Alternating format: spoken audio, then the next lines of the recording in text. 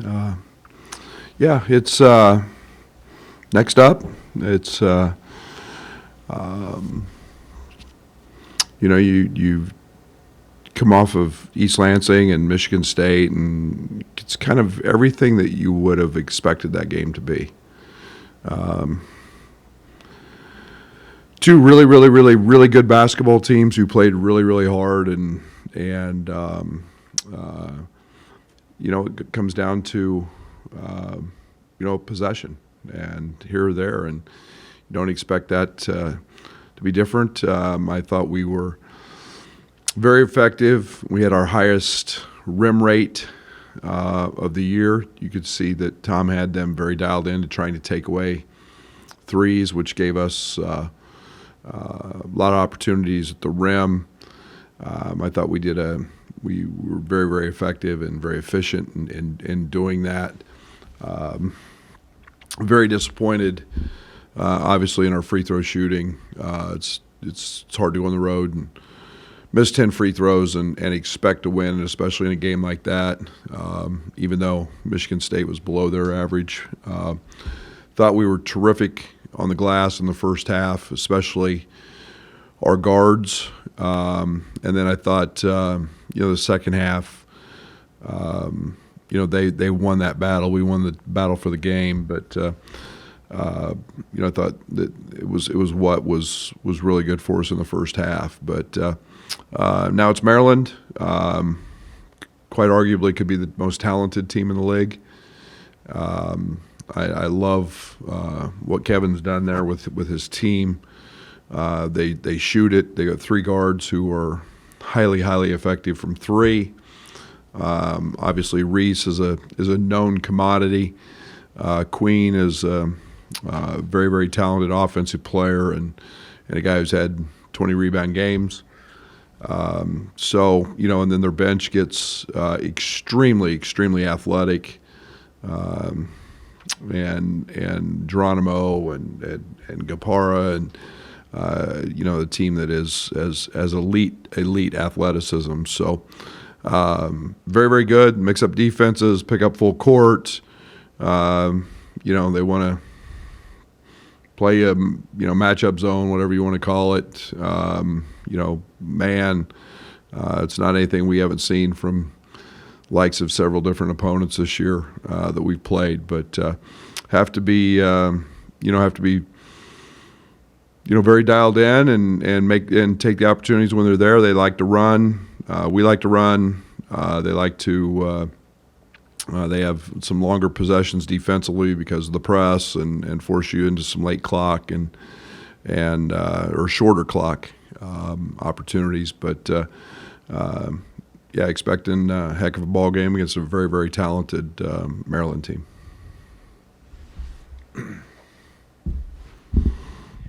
Coach, a couple things about Will Riley. First, is that kind of the role that you envisioned for him? That offensive firepower off the bench, and also real aggressive hunting shots, looking for his shot. Is that something that you encourage? Yeah, it's what he does. He's a guy that has the ability. Truly, with no matter who you put on him, to get to his spots. He's very unique from that way, and he's a really, really good hard shot maker. The role, I think, it's just kind of happened. It's been one of those things that I think that early on in his time this season, he's had to work defensively to grow.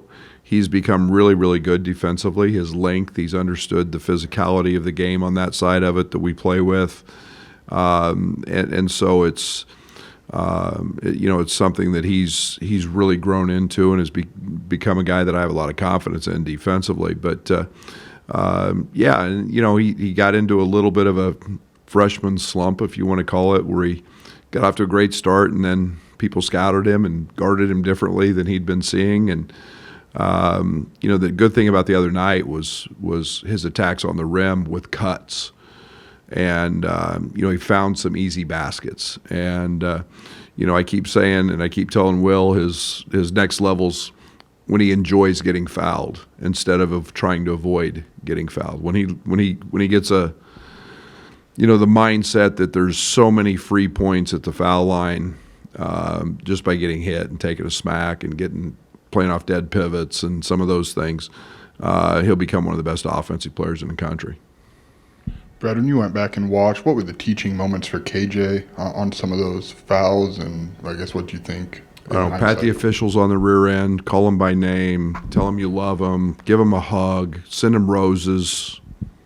I've been in conversation with the league on multiple. They agree. I don't know. I mean I don't know what you do. The fifth one was probably a foul. I mean, most, especially star players, don't get those little incidental things like that. But I don't know.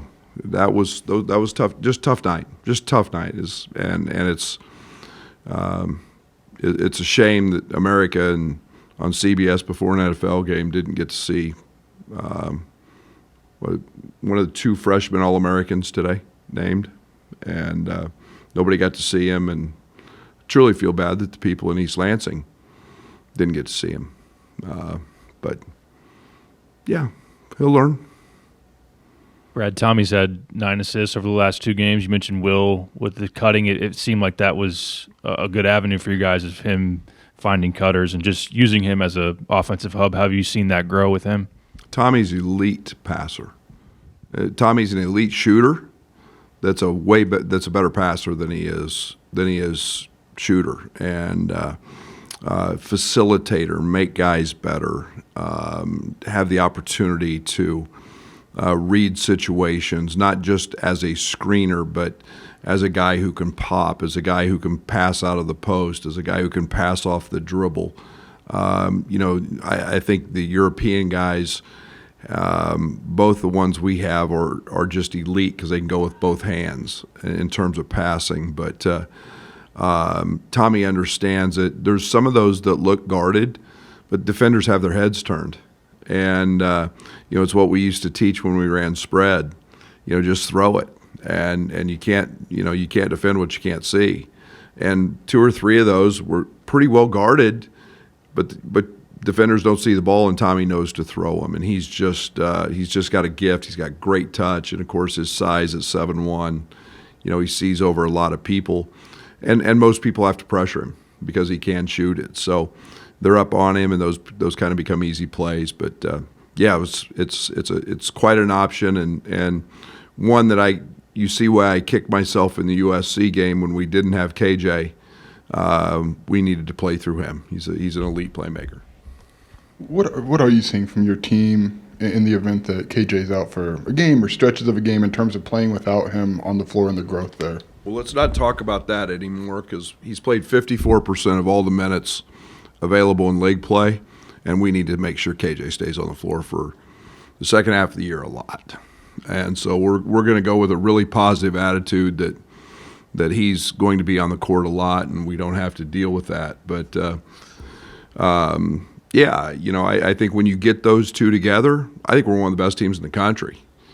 In terms of having playmakers through a point guard and through a big, and they make everybody else's. They affect Trey White. Trey's cutting, Trey's ability to slash is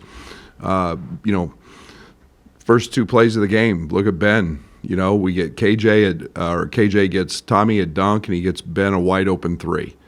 Ben didn't get those looks the rest of the game. And that's not knocking anybody else. That's just the ability that Kasparas has. And then, the cuts, Tommy sets a lot of those up because they have to guard him, because he's a guy that is going to shoot it and can shoot it and really get hot. So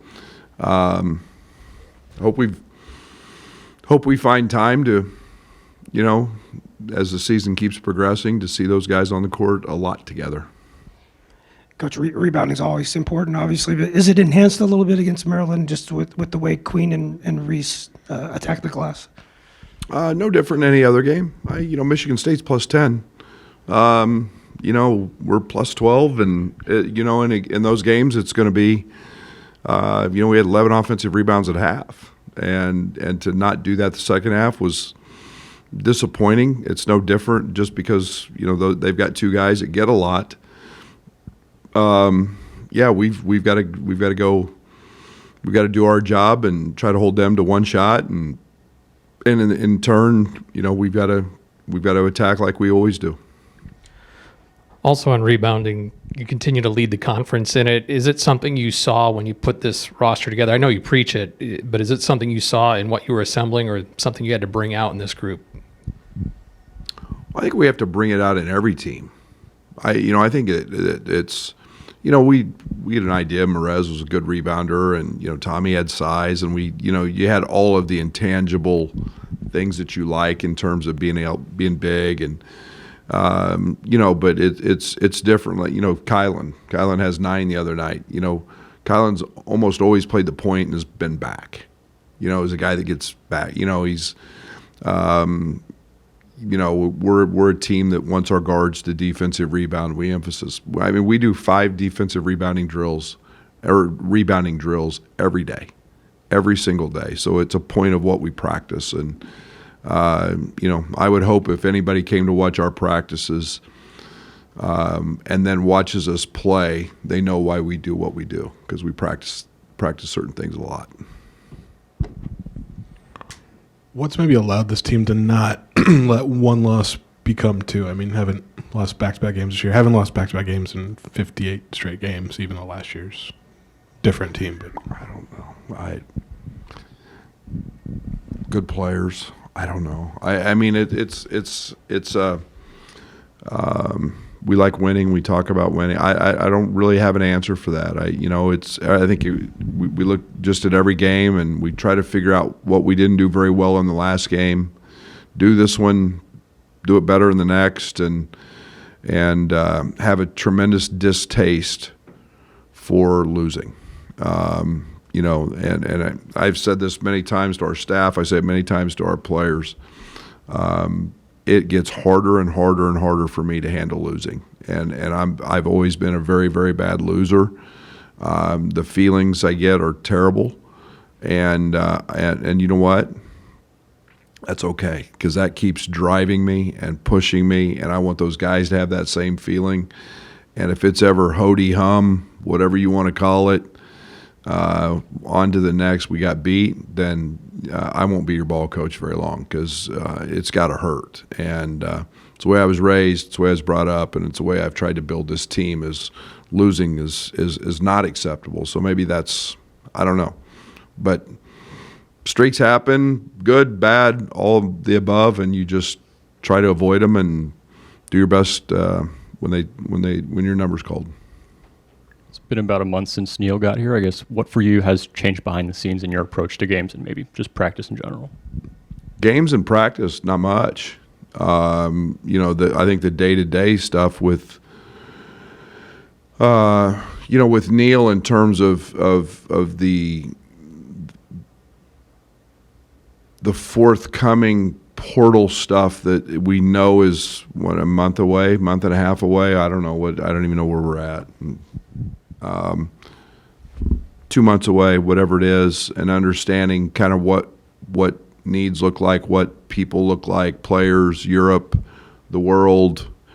We're constantly doing those. We're constantly evaluating recruits.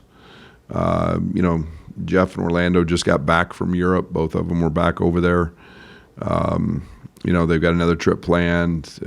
Keeping up with those, we're constant contact with Zooms, doing kids out recruiting. So it's just Neil diving into all of that and kind of getting his feet wet with the staff and what all that looks like. Is there something this group does in the learning process after a loss that they can internalize and not make the same mistakes the next time out? I mean, anything you've noticed? Yeah, we're very high IQ. This is a really high IQ basketball team, and they genuinely want to be good. And there's a difference. That's really hard to find in today's world. But this group, in our pillars and recruiting that we talk about a lot, IQ is a big piece of it. This group's pretty high IQ. They learn pretty quick. This group studies a ton of film, more so than any team we've had in terms of learning and watching film. Led by KJ. I've never been around a kid who watches more film than he does. But it just becomes that. It's learning from mistakes. And it's a group of that. And there's not a time you walk by an office and you don't see a player in with a coach. Hopefully this isn't a dumb question, but you said losing is maybe getting harder for you to take. Is there anything in particular driving that to make it less palatable for you? Not to suggest you ever liked it, but to make it worse now? I don't know. That's a really good question. I don't know. I don't know. I don't know if I have the answer to that. It's harder. I mean, I couldn't shake the USC one. That was hard, and I didn't enjoy this one very much. I'm okay when I think our process is followed, and I think that we have played the way we're capable of playing. And I get it. Some nights when you play at the highest level and you play the schedule you're going to play in this league and that we're going to play at Illinois in the non-league, the other team's going to have some more points. And I'm okay most nights with that for a while. But sometimes when the other factors, we didn't play very well against USC. You don't have your whole team. You don't have your best player doesn't play, for whatever the reasons. Those things just eat at me more. And it's just, I've always said I want to coach the perfect game.